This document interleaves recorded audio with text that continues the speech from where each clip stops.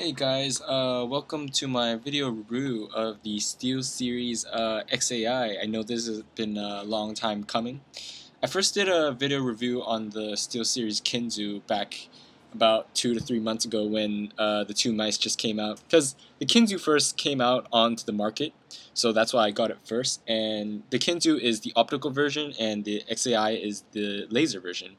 And I want to just talk about the specs first. Compared to the Kinzu, well, this is laser, obviously optical. The size of this mouse is 7% larger than the Kinzu, but in your hand it does feel quite a bit bigger. It boasts a ambidextrous shape, as you can see right here, and well, they call it counts per inch, but it's basically DPI. It has 100 to 5001 CPI or DPI. It has 12,000 frames per second and 150 plus inches per second tracking, or whatever that means. 10.8 megapixels per second, and some features of this mouse. It has, I can't count. Oh, it has 7 buttons, sorry. 4 side buttons, 2 side buttons on each side, if you can see. Right click, left click.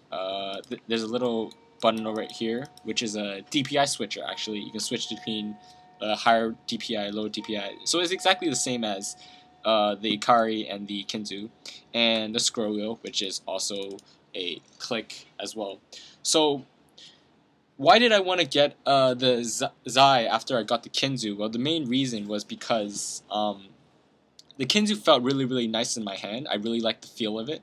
However, it was a bit too small for my hand. Like, as in when I held the, I don't have the Kinzu right now because I already sold it. But when I held it in my hand, the back part of the mouse didn't quite touch my palm, so it felt really hard to control. So I just wanted to try. I really wanted to try the Zai out, and it's been a long time coming. So I finally got it.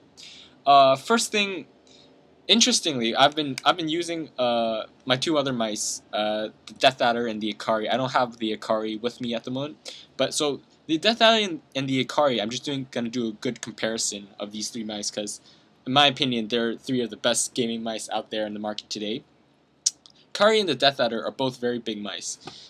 So when I first used the Kinzu, it was a bit too small. However, the increase in size for the XAI really does make quite a big difference. So I'll just do a side-by-side comparison of the size. As you can see, the XAI is actually just about the same length as the Death Adder, and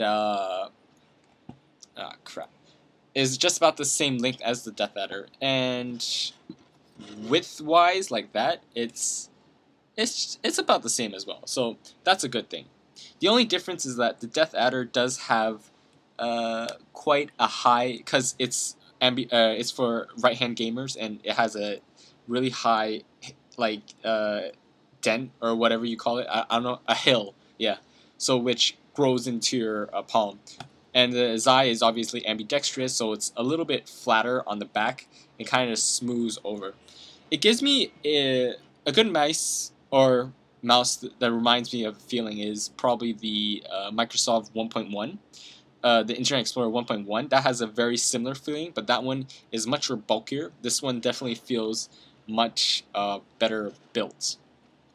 Okay, so how you would hold this mice. So this is a pretty big mice, so you could technically, there's two types of grips you can have. You can claw grip it or palm grip it. Palm grip is basically you put your whole palm and you stretch your fingers forward and you move your mice with your palm. So this is how you would play like that.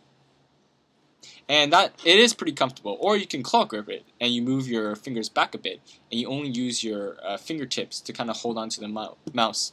And with smaller mice, you would tend to claw grip it more like the Kinzu. But with the XAI here, when you claw grip it, I like how just a little bit extra larger in size this compared to Kinzu.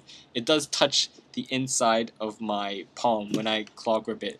That's what I like to do. So you can see when I hold it, and then the back does touch the back of my palm. So this is really helpful. People have been complaining about a lot of negative acceleration or stuff like that. I haven't yet to experience that, so I can't really comment on that.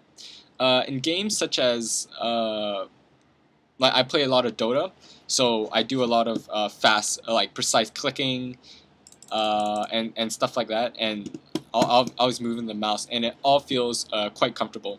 I would say I would prefer this mouse over the Akari for some odd even though the Akari is for is ergonomic for the right hand. I actually would prefer this one just because I don't know, it just feels a little bit better.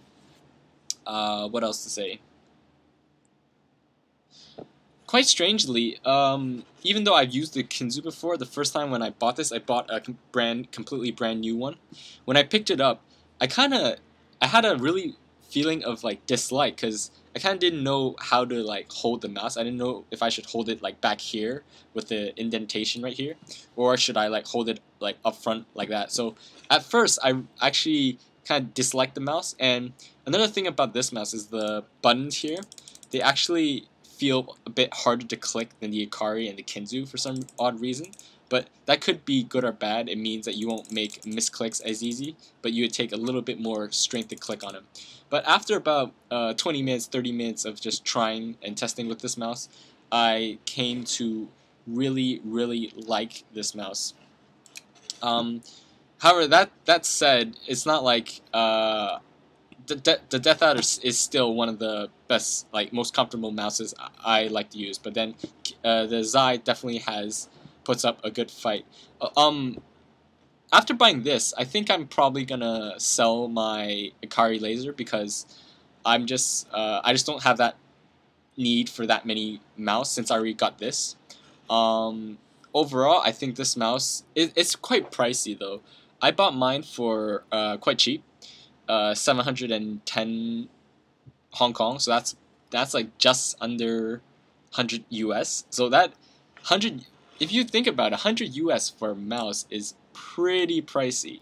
If you compare it to the all brand new like Razer mouses, they go up to like $60-$70 tops. The Lachesis was like $80 or something, but that was a piece of crap, to be honest. But it's a pretty pricey mouse, but if you're stuck for budget, you want something still pretty decent, get the Death Adder. But if you've got a budget or you want to spend money on a really good mouse and hang on to a long time, SteelSeries has never failed to disappoint me with their mouse pads. I would definitely recommend the SteelSeries Zai. This is Takas here. Thanks for watching my review on the XAI.